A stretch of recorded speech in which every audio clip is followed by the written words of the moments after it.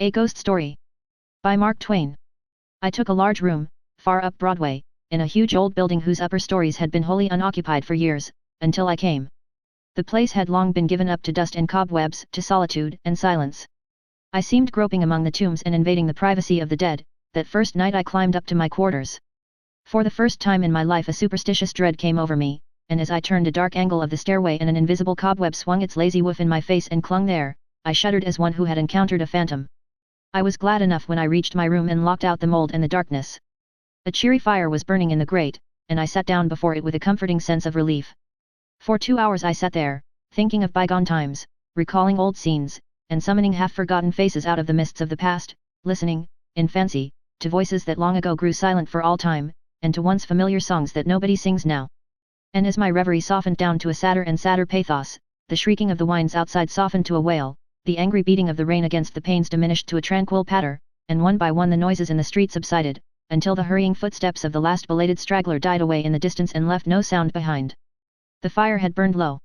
A sense of loneliness crept over me. I arose and undressed, moving on tiptoe about the room, doing stealthily what I had to do, as if I were environed by sleeping enemies whose slumbers it would be fatal to break.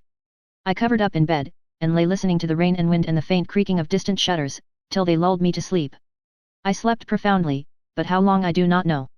All at once I found myself awake, and filled with a shuddering expectancy. All was still. All but my own heart, I could hear it beat. Presently the bedclothes began to slip away slowly toward the foot of the bed, as if someone were pulling them. I could not stir, I could not speak. Still the blankets slipped deliberately away, till my breast was uncovered. Then with a great effort I seized them and drew them over my head. I waited, listened, waited. Once more that steady pull began, and once more I lay torpid a century of dragging seconds till my breast was naked again. At last I roused my energies and snatched the covers back to their place and held them with a strong grip. I waited. By and by I felt a faint tug, and took a fresh grip. The tug strengthened to a steady strain, it grew stronger and stronger. My hold parted, and for the third time the blankets slid away. I groaned. An answering groan came from the foot of the bed. Beaded drops of sweat stood upon my forehead. I was more dead than alive. Presently I heard a heavy footstep in my room, the step of an elephant. It seemed to me, it was not like anything human. But it was moving from me, there was relief in that. I heard it approach the door, pass out without moving bolt or lock, and wander away among the dismal corridors, straining the floors and joists till they creaked again as it passed, and then silence reigned once more. When my excitement had calmed, I said to myself, this is a dream, simply a hideous dream. And so I lay thinking it over until I convinced myself that it was a dream, and then a comforting laugh relaxed my lips and I was happy again.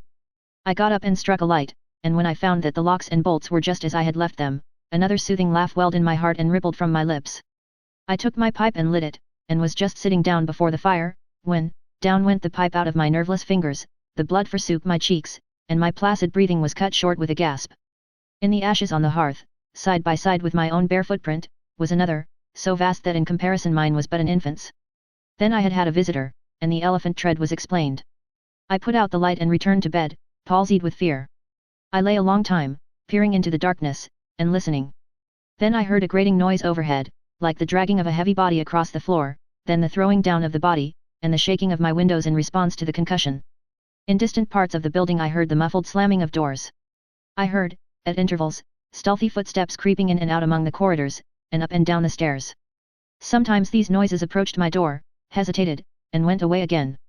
I heard the clanking of chains faintly, in remote passages, and listened while the clanking grew nearer, while it wearily climbed the stairways, marking each move by the loose surplus of chain that fell with an accented rattle upon each succeeding step as the goblin that bore it advanced. I heard muttered sentences, half-uttered screams that seemed smothered violently, and the swish of invisible garments, the rush of invisible wings. Then I became conscious that my chamber was invaded, that I was not alone. I heard sighs and breathings about my bed, and mysterious whisperings. 3 little spheres of soft phosphorescent light appeared on the ceiling directly over my head, clung and glowed there a moment, and then dropped, 2 of them upon my face and 1 upon the pillow. They spattered, liquidly, and felt warm. Intuition told me they had turned to gouts of blood as they fell. I needed no light to satisfy myself of that.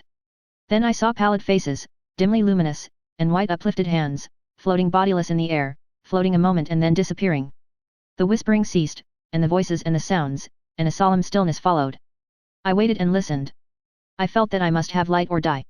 I was weak with fear. I slowly raised myself toward a sitting posture, and my face came in contact with a clammy hand.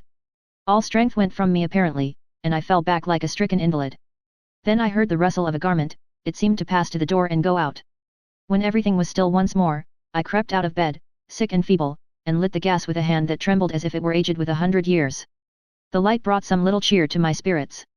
I sat down and fell into a dreamy contemplation of that great footprint in the ashes.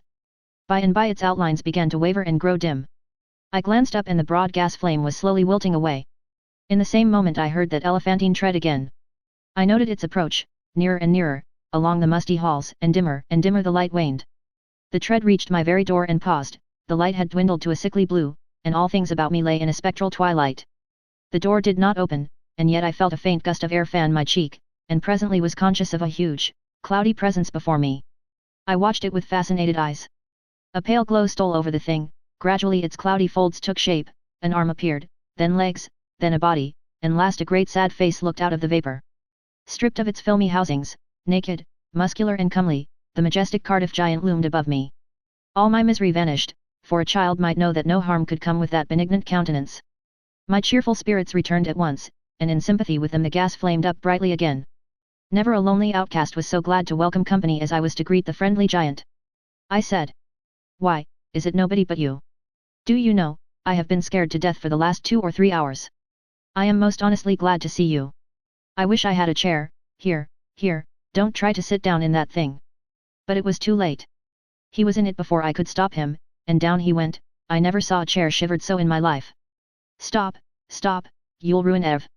Too late again. There was another crash, and another chair was resolved into its original elements. "Confound it, haven't you got any judgment at all? Do you want to ruin all the furniture on the place? Here, you petrified fool." But it was no use. Before I could arrest him he had sat down on the bed, and it was a melancholy ruin. "Now what sort of a way is that to do? First you come lumbering about the place bringing a legion of vagabond goblins along with you to worry me to death, and then when I overlook an indelicacy of costume which would not be tolerated anywhere by cultivated people except in a respectable theatre, and not even there if the nudity were of your sex, you repay me by wrecking all the furniture you can find to sit down on. And why will you? You damage yourself as much as you do me. You have broken off the end of your spinal column, and littered up the floor with chips of your hams till the place looks like a marble yard. You ought to be ashamed of yourself, you are big enough to know better. Well, I will not break any more furniture. But what am I to do? I have not had a chance to sit down for a century." And the tears came into his eyes. "Poor devil," I said, "I should not have been so harsh with you.